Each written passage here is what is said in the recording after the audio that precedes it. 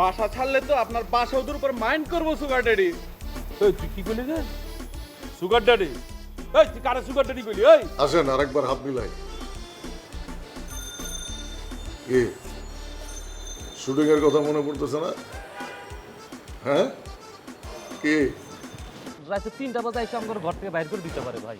আপনি যখন বাইর করে দিবে আপনি তখন আন্দোলন করে তুলেন। এই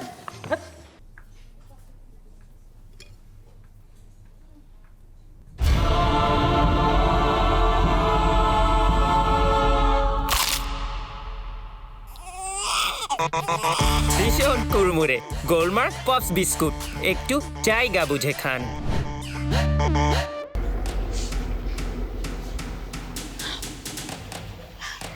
কই পাপড়ে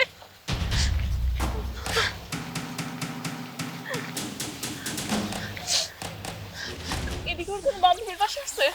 ওই যে ওটা ওর ফ্রেন্ডের বাসা, একদিন আসছিল আমার সাথে।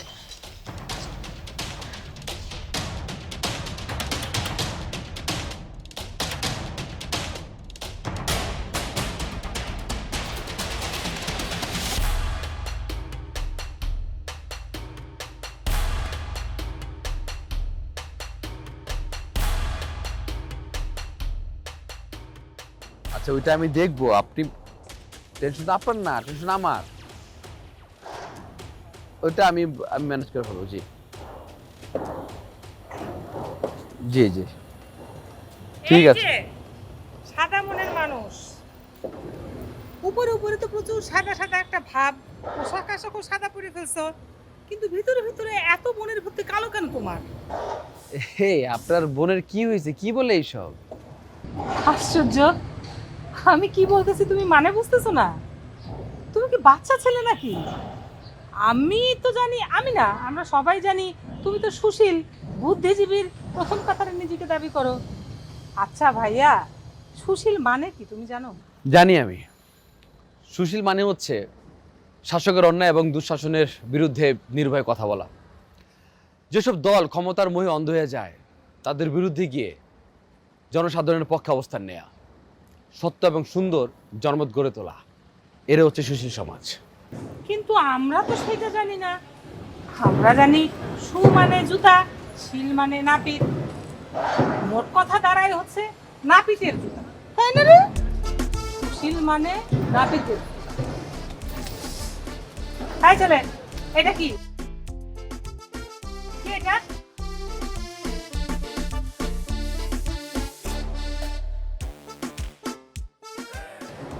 চুপ মেরে গেলে কিসের জন্য? এখন মুখ দিয়ে কথা বাইর হইতেছে না? আমি বুঝলাম না এটা নিয়ে মানে এত অস্থির আর কি আছে? এইটা নিয়ে অস্থির হওয়ার কিছু নাই। এই ছেলে কি বলে? ভাই, তোমার বিরুদ্ধে যদি এই ধরনের একটা নোটিশ যাইতো, কি করতা তুমি? হাওয়া দেখতা? পায়ের উপরে পা তুলে কি হাওয়া খাইতা? এরকম নোটিশ আসা তো নর্মাল ব্যাপার আপা। এটা নরমাল ব্যাপার? কি রে হাসি, এটা সে কি বলে? ওর কি মাথাটা তো নষ্ট হয়ে গেছে নাকি নেশা পানি করছে কি? এই, আপনার কি কমন সেন্স নাই? আপনি কি ভাত মাছ খান না? আপনি এটা পড়ছেন? হ্যাঁ পড়ছি। কি লেখা আছে তাতে? আপনার বোন 2020 থেকে 2022 এই মেয়াদে 2 বছর এই অ্যাপার্টমেন্টের সভাপতি ছিল। মামা আসার পর তার আয় ব্যয়ের হিসাবে একটা চেক করছে, তদন্ত গভর্নমেন্ট পাওয়া গেছে, এই জন্য মামা এই নোটিশটা পাঠাইছে। এখন আপনি যদি সৎ হন, আপনি যদি আসলে প্রমাণ দিতে পারেন তাহলে তো কোনো সমস্যা নেই। ফাইজলামি করার জায়গা পাও না, তাই না? হ্যাঁ, সুশীল সাচ্ছ, সুশীলের মুখোশটা কিন্তু আমি তাই না ছিঁড়ে ফেলাম। ফাইজাম আর কি আছে আপা এখানে? মানে আপনি যদি আসলে কোনো দুর্নীতি করে না থাকেন তাহলে প্রমাণ দিয়ে দেন, তাই না? আর যদি প্রমাণ করতে না পারি? আর যদি দুর্নীতি করে থাকেন তাহলে তো কিছু করার নেই, আপনার তো শাস্তি পেতে হবে, তাই না? আমারে শাস্তি দিবা, আমারে জেল খাটাবা?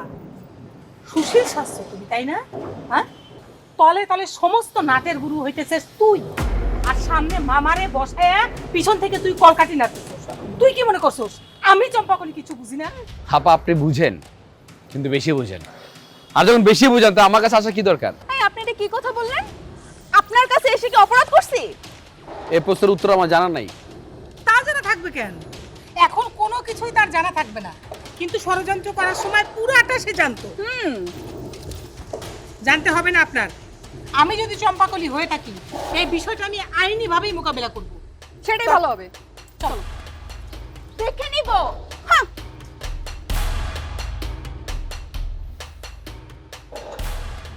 মামার আমি এতবার মানা করছি যে মামা পিছনের কোনো হিসাব নিয়ে টানা হেসা দরকার নাই।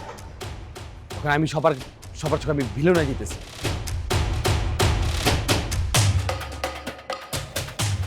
জবার মা, জবার মা, এই জবার মা, ডাক দিলে যে জবাব দিব হেই জ্ঞান দেওয়ার নাই।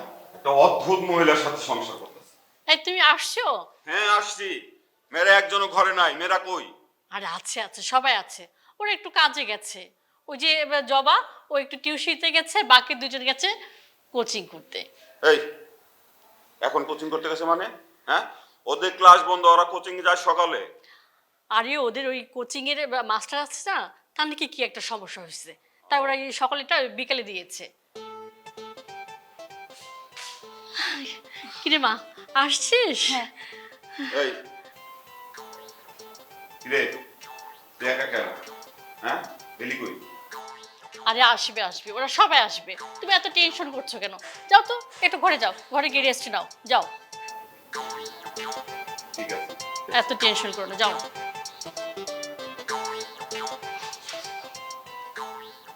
কিরে, কোথায় গিয়েছিস তুই?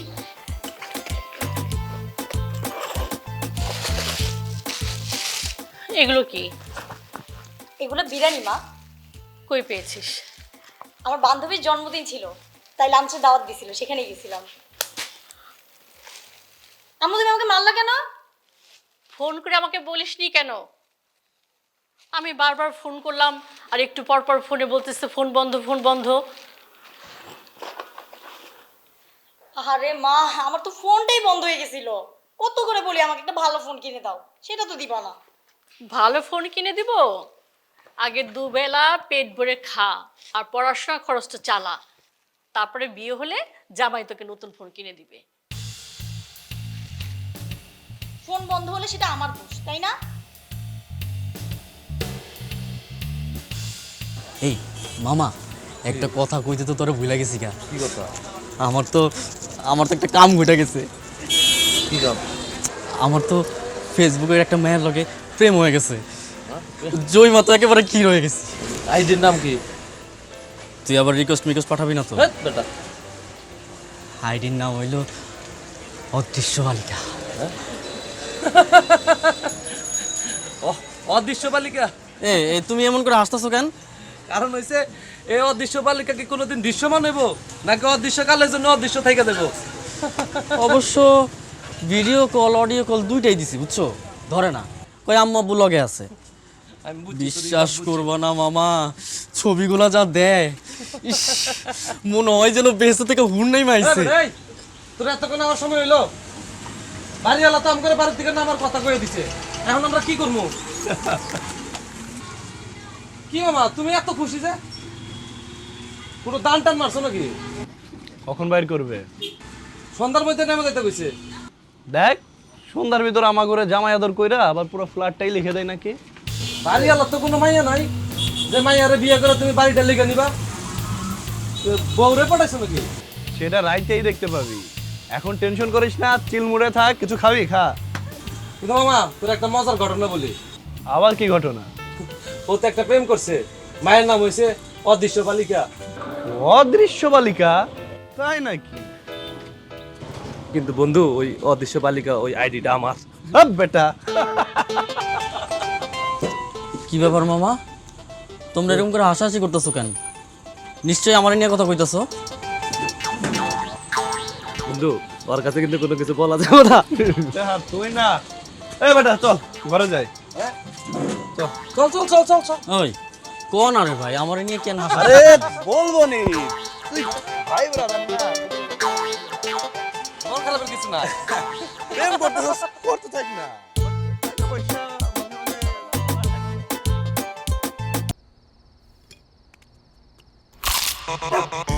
ভীষণ কুড়মুড়ে গোলমার্ক পপস বিস্কুট, একটু জায়গা বুঝে খান।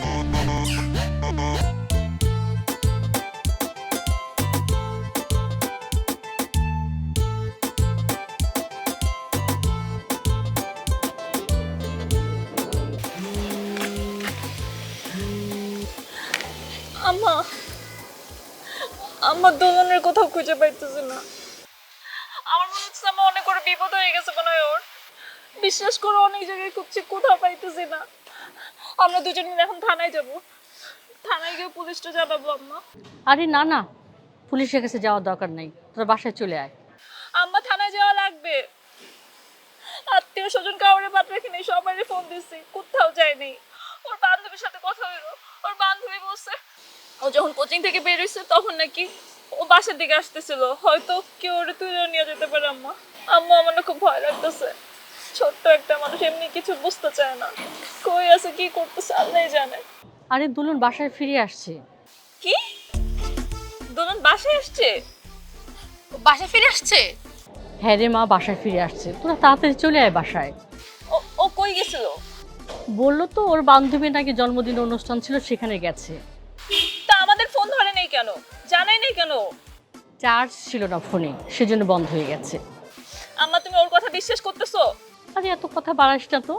দুলন যখন বাসায় ফিরছে তখন তোরা আব্বুর সামনে ছিল, আমি তাকে কিচ্ছু বুঝতে দিইনি।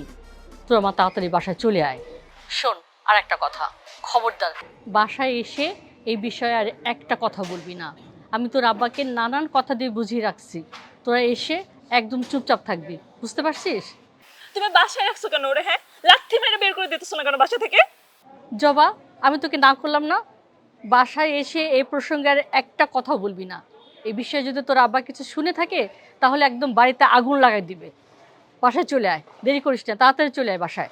আচ্ছা ঠিক আছে, রাখো, আসতেছি। চল বাসায় চল, দোলন বাসায় আসছে। কিন্তু গেছিল কোথায়? এত প্রশ্ন করিস না, মেজাজ গরম হয়ে আছে। চল। পাগলামি আর ভালো লাগে না। এই এই ফকিন্নির বাচ্চারা, এখন আমার বাসায় কি করতেছ? বাইরা গর্তে বাইরা।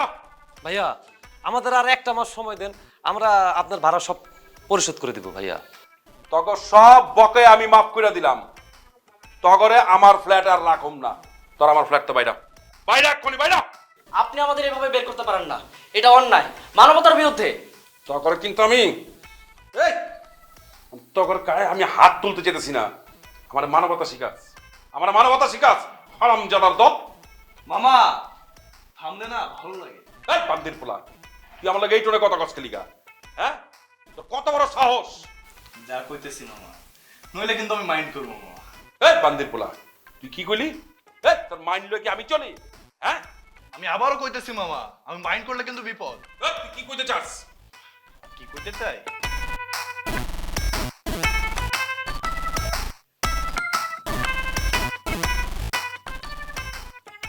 এই তুই কই যেতেছিস? এই ও কই যেতেছে? ওই তগো মাল সামানা কাপড় চোপড় এগুলো কই? এগুলো সব এখানে নিয়ে আয়, আয়না এখানে গুছাই রাখ। আর ওর একটু বুঝাই ক, ঠিক আছে? ওরা বুঝাই টুঝাই এখানে নিয়ে আয়, তোরা এখন থেকে এখানেই থাকবি। জি জি, হ্যাঁ হ্যাঁ অবশ্যই অবশ্যই। পয়সা না আমার সাথে একটু কথা বলবে, হ্যাঁ? ঠিক আছে ঠিক মনে আছে। থাকবে না? হ্যাঁ তোকে ব্যাগটা কি করে ফেলেছ? হ্যাঁ, হ্যাঁ, আমি নিচে আছি, আচ্ছা ঠিক আছে? আসসালামু আলাইকুম। ওয়ালাইকুম আসসালাম।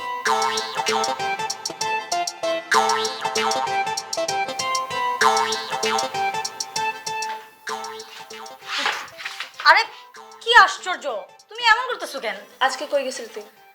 আজব তো আপু, আমার হাতে লাগতেছে, এমন ফোর্স করো না, ছাড়ো আমার হাতটা, ব্যথা আমি পাচ্ছে। হাত ছাড়বো, তুই আগে আমাকে বল তুই আজকে কই গেছিলি? তুমি হাতটা ছাড়ো তো আপু। কই গেছিলি? কই গেছিলাম? আজকে আমার বান্ধবীর প্রোগ্রাম ছিল জন্মদিনের। বান্ধবীর প্রোগ্রাম জন্মদিনের, সেটা দুপুরবেলা না? আরে ওরা তো লাঞ্চের টাইমে আয়োজনটা করছে। আমি না জীবনের প্রথম শুনলাম কারো জন্মদিনের প্রোগ্রাম লাঞ্চ টাইমে হয়। কি নাম তোর বান্ধবী? কি রে বল, বান্ধবীর নাম কি? রুমকি। রুমকি। রুমকি, আচ্ছা। ফোন দে রুমকিকে একটা। ফোন দিব? ইন্নালিল্লাহ, রুমকি তো কিছুই জানে না, ধরা মনে হয় এবার পড়েই যাব আপুর কাছে। কি রে চুপ করে দাঁড়ায় আছিস কেন? ফোন দে রুমকিকে। আচ্ছা দিচ্ছি, দে লাউড স্পিকারে দে। ও হ্যাঁ হ্যাঁ দিচ্ছি, দাঁড়াও এখনই দিচ্ছি।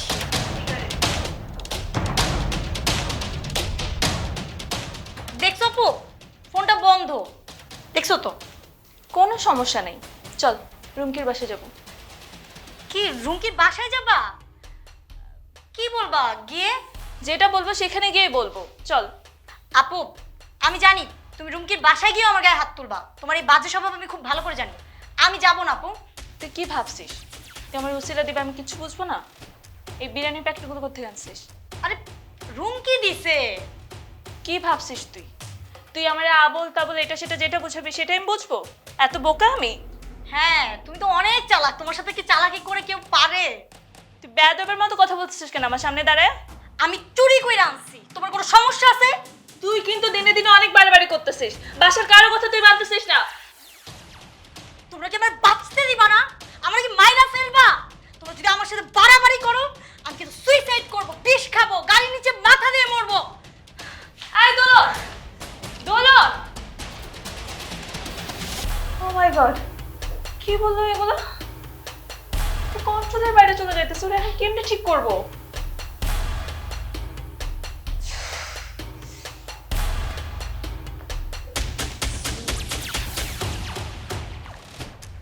মামা, মামা তুমি কি?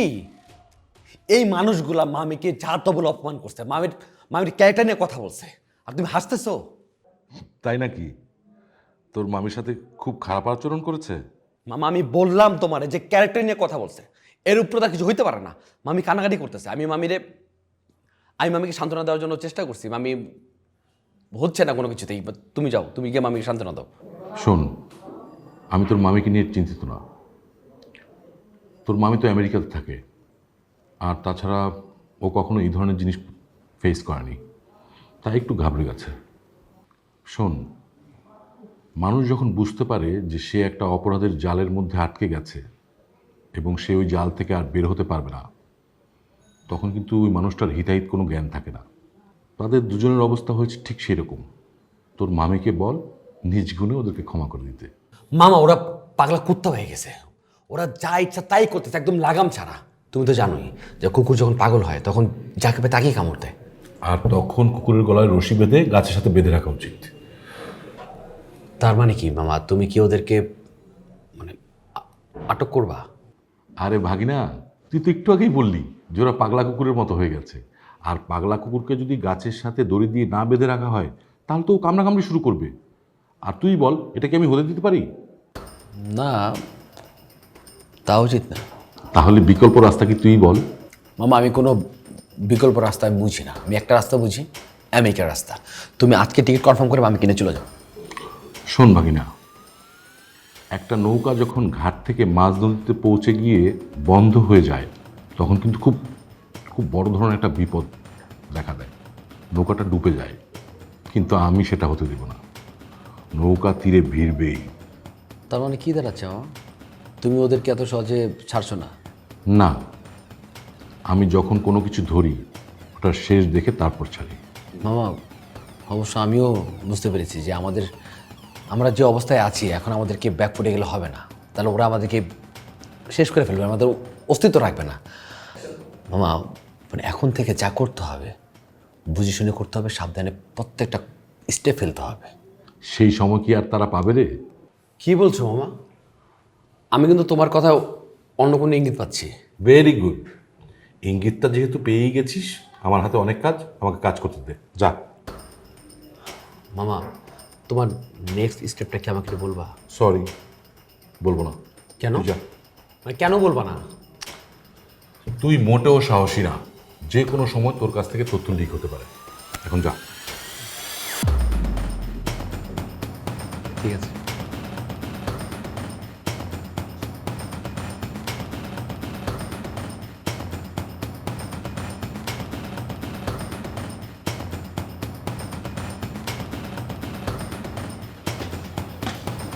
একটা ফোনটা ধর।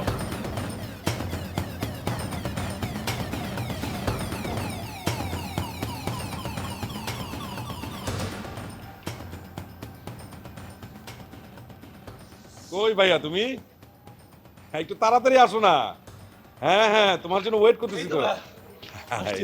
চলে আসছো না? কি বলবেন বলেন। ভাইয়া বলছিলাম, ওই যে সকালবেলা তুমি আমার একটা ভিডিও করছিলে না, ওই যে তোমার সাথে যখন দেখা হইলো গোপনে তুমি আমার একটা ভিডিও করে ফেলছিলে না ভাইয়া? জি ভাইয়া। 1 ঘন্টার মধ্যে ঘর ছাড়বি, 3টা ঘর ছাড়বি। যদি না ছাড়ছস তাহলে মনে রাখিস তত 3 জনের জান কিন্তু আজকের শেষ দিন আমার হাতে। আপনি যেহেতু এত হ্যান্ডসাম, আপনার তো গার্লফ্রেন্ড নিশ্চয়ই আছে, তাই না? আপনি আপনার গার্লফ্রেন্ডকে এটা গিফট করে দিন। ওর বিয়ে হয়ে গেছে, এখন ওর বাচ্চা আমাকে মাঝে মধ্যে ফোন করে বলে মামা কেমন আছো। তুমি কি জুলমুর সাহেবকে আলাদা করে রাখার অর্ডার দিছো?